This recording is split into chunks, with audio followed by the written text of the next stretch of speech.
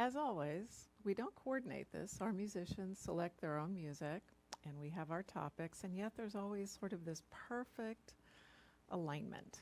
And I'll explain what I mean about that in a minute.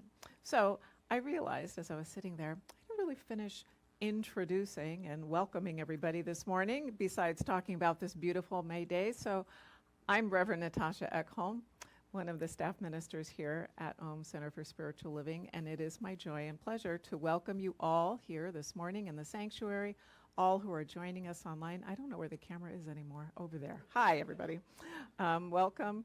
And for those of you who are joining us at a later time, also be welcome. So, as you all, or most of you all probably know, we here at Centers for Spiritual Living, we have an annual theme, we have a monthly theme, and we have weekly themes. And this month, the theme is the idea of raising your voice, right? And that's in the context of our annual theme this year, which is rising higher and growing deeper. And I wanted to mention that context because I think it's important to realize that when we're talking about things that we might think about or things that we might do, our ultimate goal is to support ourselves individually and collectively in our spiritual growth as we continue on our spiritual journey. So it's not just about this moment, it's about how you make sense of what you hear today, how you integrate it into the way that you're living and thinking, and how that evolves over time. Because the one thing that we know, the one thing that is indisputable, is that we are in a constant process of growth and expansion. And that is the very nature of the universe. It is the very nature of the divine. It is the very nature of that is within us that is always seeking a greater yet to be. So wherever you are right now is a moment in that process of something greater yet to be. Even if you can't imagine it yet, even if you don't know what your intention is yet, right? But what we can depend on is that that is happening and that the wisdom that guides that is already within us. That wisdom already knows everything that needs to be known. So today we're talking about this idea of how do we raise our voices and how do we overcome silence, right? Has anybody here ever felt that they witnessed something or heard something and they wanted to say something but they didn't? Yeah, I think lots of us, right? That's something that happens in life. And there are lots of reasons why we don't say something, aren't there? We may not feel safe. We may not feel comfortable. We may be worried about making somebody else uncomfortable, right? Those are a few of the reasons sometimes that we don't say anything. But as I think Mary mentioned this in the meditation, that breaking silence is a very powerful and necessary action because it's a really essential part of I'm thinking about how I want to say this. It's a really important part both of empowering ourselves, but empowering others to work together with us collectively in our own wholeness, towards our own wholeness, but also to create that world that works for everyone. That's one of our visions, and we're going to talk about that a little bit more. So we're going to explore this morning how embracing our voice can pave the way for a greater sense of personal empowerment and collective progress. So it seems fitting to talk about this topic today on Memorial Day weekend, right? This is a day when we honor the service of members of our nation who have died in service to the principles and values of our nation. They made the choice to defend those values, to take those risks for themselves and for everybody else, right? And, I think it's really important, whatever you may think about any individual conflict that Memorial Day recognizes. And, going back to the understanding that Memorial Day arose after the Civil War, right, as a way of honoring all of those who died here in the United States. That's the last war that we had in our country. But of course, Memorial Day recognizes the sacrifices of all service people who have died then and since in multiple wars. But what I think is really important to think about is that there are the choices of what we believe in, what we think about, and then how we embody that, right, in our words and our action. And those individuals made the choice, whatever they may have been thinking about, they made the choice to serve, and they made an enormous sacrifice for that. And in the words of Reverend Scott Aubrey, who has said that the highest tribute that we can play to those who sacrificed is not merely to reflect their valor, right, but to embody it, to stand up and to speak out, and to be a presence for peace and justice. Right? So it's important to recognize it and honor it as we do on Memorial Day, but also to embody it in whatever way it speaks to your truth, speaks to what is most important to you. I also want to note another date. And sometimes, as I don't know about you, I often start my day listening to the radio. And this morning on KPBS, I heard an interview that was actually very relevant to our talk today. Aisha Roscoe was interviewing a man and his son on today, which is the anniversary 5 years ago of the death of George Floyd. And the man that she was interviewing is a man named Ryan Ross, who is the president of the Urban Leadership Foundation in Denver, Colorado, and he has a 15-year-old son named Gavin. And she was interviewing them about what their experience is as black men in the United States.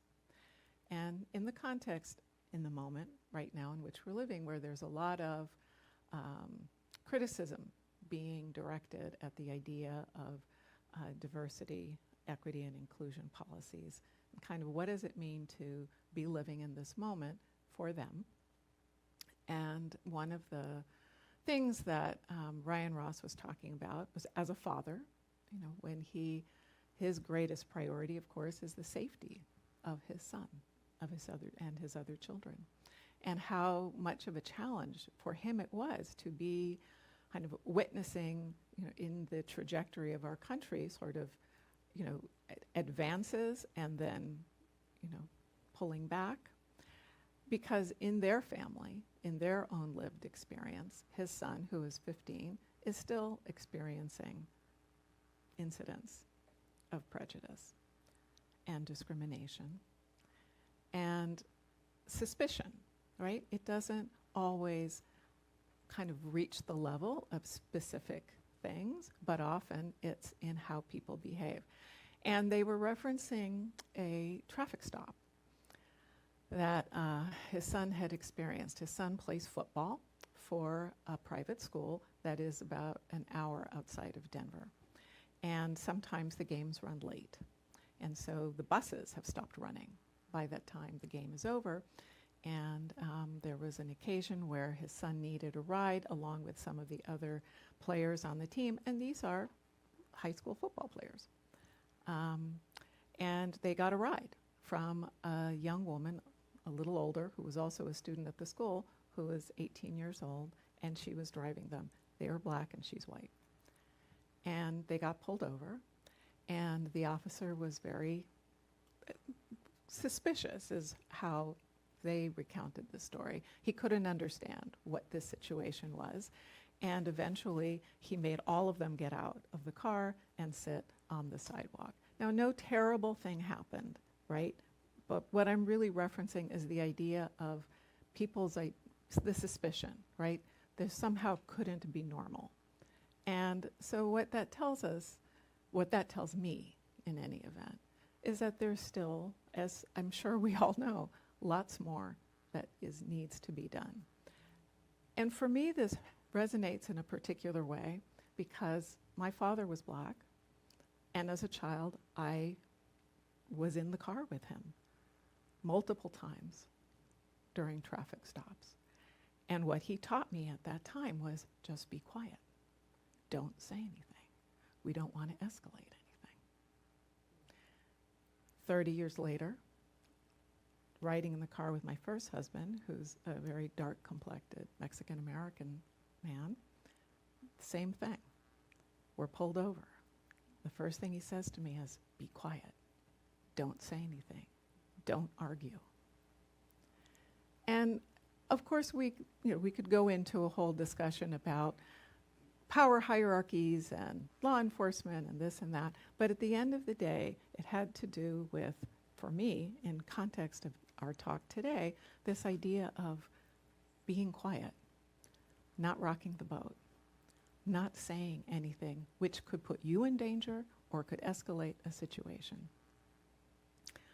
And, okay, it's a choice. And we all have to navigate our lives on a daily basis, making a choice. But one of the things that I find very important and empowering for myself in relation to our philosophy, right, is that it's always had both an internal dimension and an external dimension. Kind of the cliche of that is treat and move your feet, right? Have you all heard that phrase before, right? And that phrase, I realize okay. And that phrase really speaks to this idea that our thoughts, our beliefs are essential and important, but so are our actions, right? We don't just have thoughts and sit back and wait for what we intend to manifest to happen. We have to take action and live as if it were already happening, right? That is the move your feet part of that idea. And so there's a kind of synergy and balance between this idea of our spiritual sides and our activist sides that we are invited to think about. And I really want to frame that as what today is about to me. It's not telling you what to do. It's not telling you what you have to think or the choices that you have to make.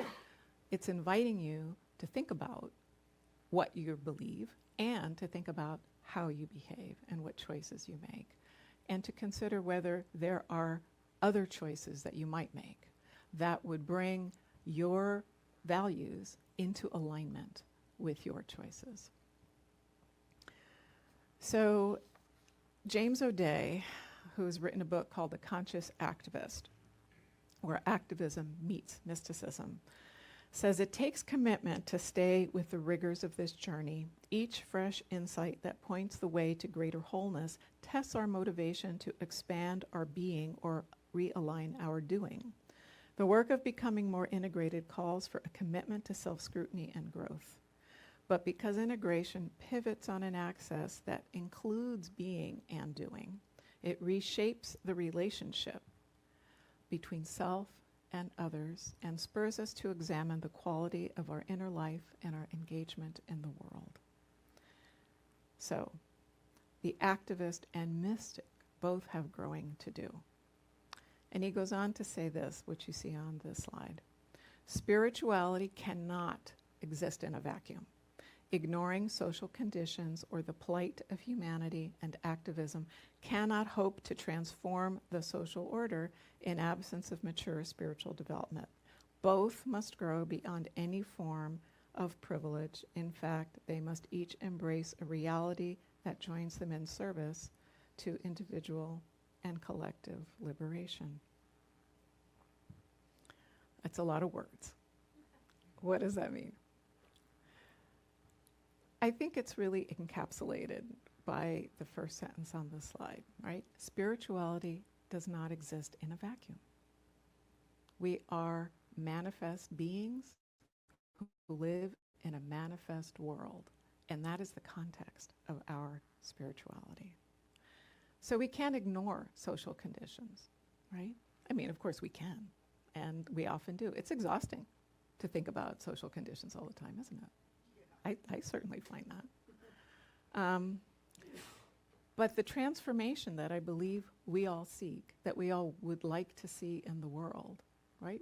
We'd all like to see a world that works for everyone, Doesn't that sound beautiful? Yeah. It requires us to think about what is ours to do, what is ours to take action.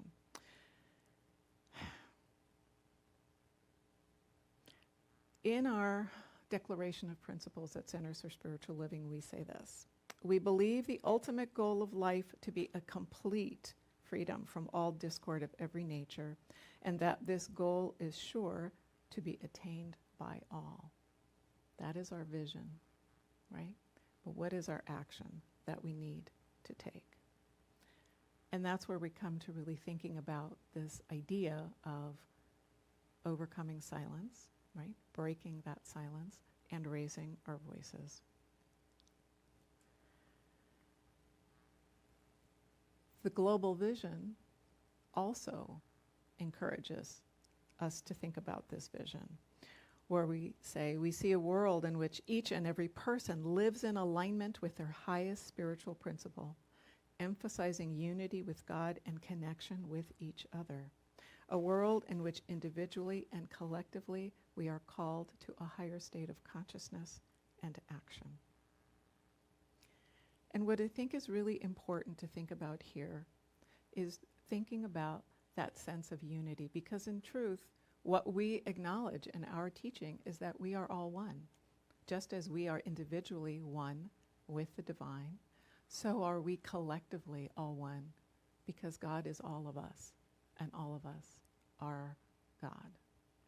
And I think that that calls us to really think about what our responsibility to each other is, right? And what is ours to do in the context of that. So, what do we do? What choices do we make? You know, I've spoken about this topic before in different ways. I think we've talked about how you can go kind of from the micro to the macro. So what's an example of the micro? You smile at every person you see, right, as you walk down the street. Because in that gaze and in that smile, you are affirming, I see you. I see you exist. I see that you are alive, and I see that you and I, right, can connect. That's a very powerful thing. How often do we just walk by people and not look at them? Sometimes it feels a little weird. Have you ever walked by someone and you look at them and you smile and they just kind of like, oh, who are you? You know, and that's okay. You know, we're all at choice, and we live in a society in a really weird way. At one hand, right, social media is always bringing people together, and on the other hand, like, don't connect. There's this constant message about don't connect and make people uncomfortable. So this is my invitation today. Get comfortable. Invite others to be comfortable. We don't make their choices. They get to make their own too. But we can extend ourselves. That's a micro. So what's a macro look like? Well, I think we can all think of people participating in demonstrations, people marching for things that they believe in, right? And I'm going to share a brief little story of that, so you'll see where I'm coming from. These ladies are the Women's International League for Peace and Freedom, and they are demonstrating in front of an ROTC office at Stanford University, and my mom is on the far left. So when I was a teenager, we lived, my father was a professor at Stanford, and my mother joined this group, and this was during the Vietnam War, and my parents were, opposed to the Vietnam War, and my mother had very strong feelings about war in general. Her mother was a survivor of the First World War in Russia, and the circumstances there were so terrible. My grandmother walked 300 miles to get on a boat in Gdansk to come to the United States. My mother was a teenager during World War II, and when she graduated from college, she went and lived in Denmark, which had been occupied by the Nazis during World War II, and where the impacts of the war were still very real and very felt. So she carried with her both this sort of generational sense about the price of war, the cost of war, as well as her own experience and all of the people that she met when she was in Europe after the war. And that informed her choice to really want to raise her voice to speak for peace. Right? And raising your voice to speak for peace doesn't mean saying the U.S. is wrong. There's sort of a different calculus than just right and wrong. It's peace is right. War is wrong, yes. Peace is right. How do we get there? How do we decide what the priorities are? How do we decide where energy gets placed? So what was interesting, and this is just a little side note, so this was a picture that appeared in our local paper. We learned later that the FBI was surveilling these ladies, and we actually got photographs from the FBI of my mom in these demonstrations, which was kind of funny. Because, in every other respect, she was, very typical stay-at-home middle-class mom, who is not out there demonstrating about lots of things. But this one thing was the thing that she felt very, very deeply about. So there's obviously a huge range of choices between smiling at everybody and demonstrating. And I just bookend that to say each of us has opportunities to think about what we might do and what it might mean to do it. So why should we raise our voices? What difference does it make? Well, I think one thing that we can probably all agree on is that when we raise our voices, we push back against the possibility of injustice, right, and conflict. When we choose not to speak, we kind of inadvertently contribute to allowing things to go on, right? That's not our intention, necessarily, but that's what happens because people think, well, it's okay. If nobody cares, if nobody says anything, it must be okay, right? And so that's one of the most important reasons why it's important to speak out. And the other piece of that, right, is that the people who are being hurt by silence, right, are also more injured and damaged. They feel alone. They feel frightened. They feel that they don't know where to go or who they can rely on. And that's also really key. And at a certain level, and I don't know if any of you have ever felt this, sometimes when we choose not to speak, for whatever reason, that also creates a kind of conflict and strain within ourselves, right? We know that we ought to, we don't, and then we feel badly. And that's a kind of damage that we're doing to ourselves, whether we realize it or not. So one of the most important reasons to speak out is that opens pathways for healing, right, for ourselves and for those around us. It opens opportunities for having dialogue where understanding and growth could occur. When we engage openly with our experiences and advocate for change, we're not only advocating for ourselves, but also to this idea of how together we can create a more just and harmonious world. What else happens if we don't speak out? Well, we have missed opportunities, right, for making a difference, for making change, whether it's in the context of legislation, whether it's in the context of projects and working together. We miss those opportunities when we don't speak out and add our voices. Makes it more difficult to resolve conflicts. Conflict is a natural part of life, right? Our humanness showing up all the time. Part of negotiating that conflict is being willing to speak your truth, right? Because there's nowhere to go if we don't start at that place of truth and at that place of listening, right? That's the other piece, right? We not only do we need to speak, we also need to listen. But neither one of those can happen if nobody speaks and starts that, right? So we've talked about some of the things that get in the way, including just being uncomfortable, being fearful of being rejected, right? Worries about imbalances of powers. If I speak out here, I'm at work. If I speak out here, I might get fired. I might not get promoted, right? People won't trust me at work. Or we don't say things with our families. Boy, if I said something about that, my mom would get really mad at me, or whatever it might be, right? It's easier not to rock the boat, right? And I see some of you nodding, and I will say that I have certainly also made that choice at times, not to rock the boat. It's exhausting, right? And yet, what we know and has been made clear to us over and over again, I think if you look throughout history and in our own life experience, is that things don't change unless we're willing to take that risk and rock the boat and speak up, raise our voices, break through that silence.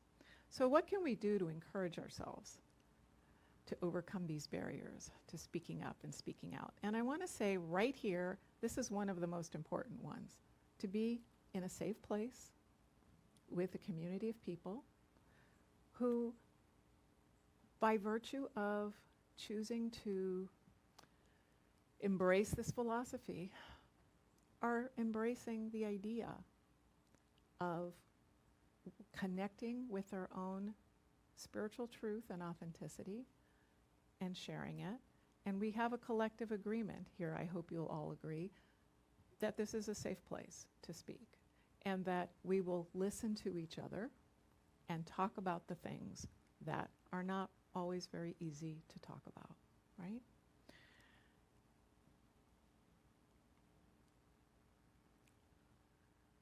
Oops, that was not the one that I wanted, I think. Hold on. Here we go. So what else can we do? So Science of Mind, right, is a teaching where it is very much the proposition that what we believe, what we intend, can, through the action of universal law, come into manifestation.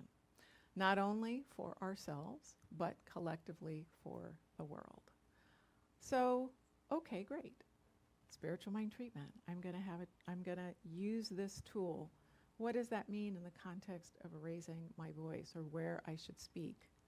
Well, if you don't know, join the club. Lots of us are in that place of wondering.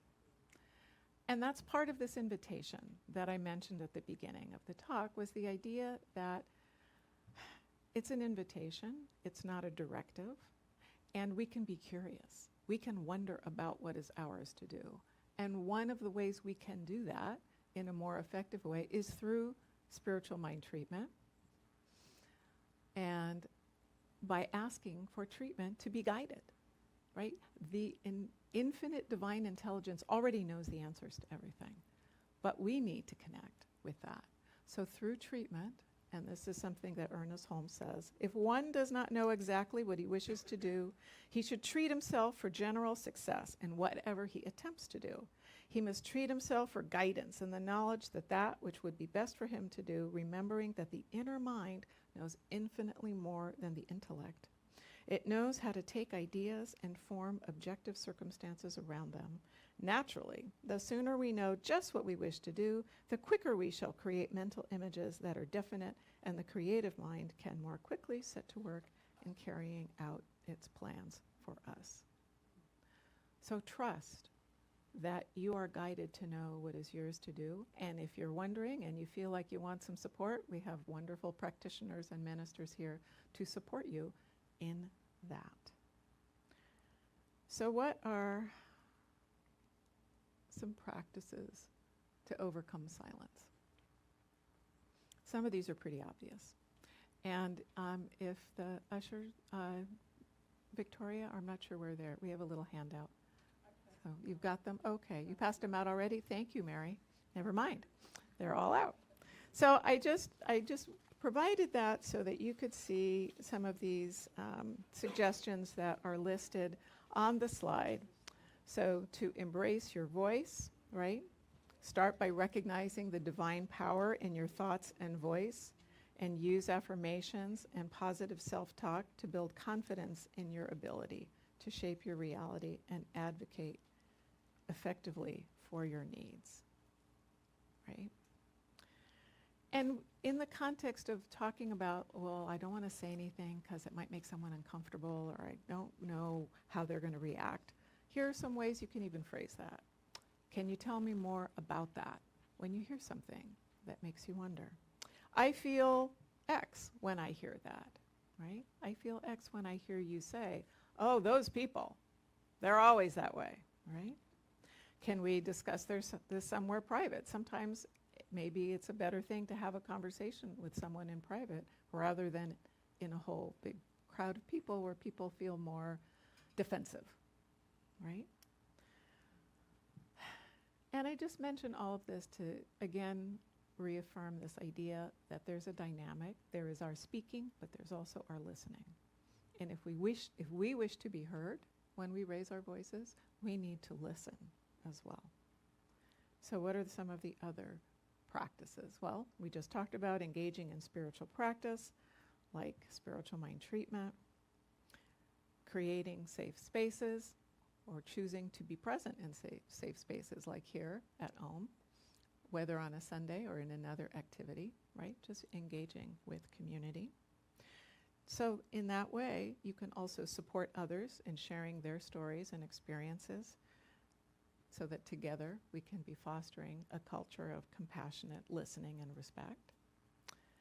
And finally, actually, this is not a finally, I think we have one more. Right, so advocate for change. We all know how to do that if we want to, or that there are many different ways to be involved in change, whether it's in advocacy groups, in different kinds of collective actions, just engaging in conversation, talking with people.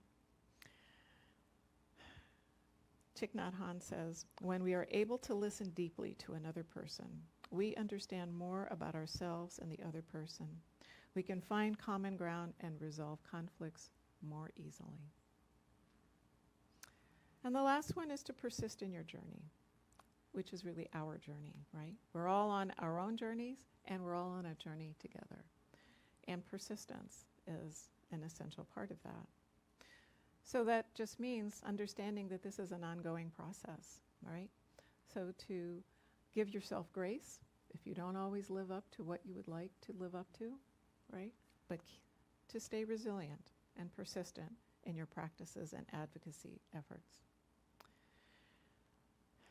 Scott Aubrey says, we are called to live in alignment with higher truths, compassion, equity, and the inherent worth of every soul.